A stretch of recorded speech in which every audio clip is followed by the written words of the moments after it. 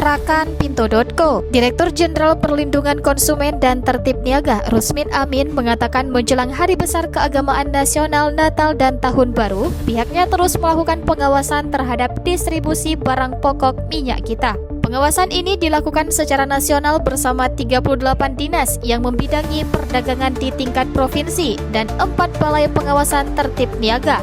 Berdasarkan hasil pengawasan, masih ditemukan praktik bundling yang dilakukan oleh pelaku usaha.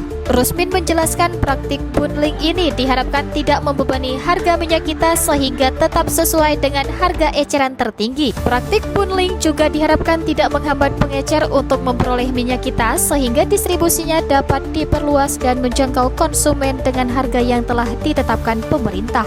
Pemerintah daerah dan Satgas Pangan daerah diharapkan dapat lebih intensif dalam melakukan pengawasan barang kebutuhan pokok menjelang HBKN Nataru.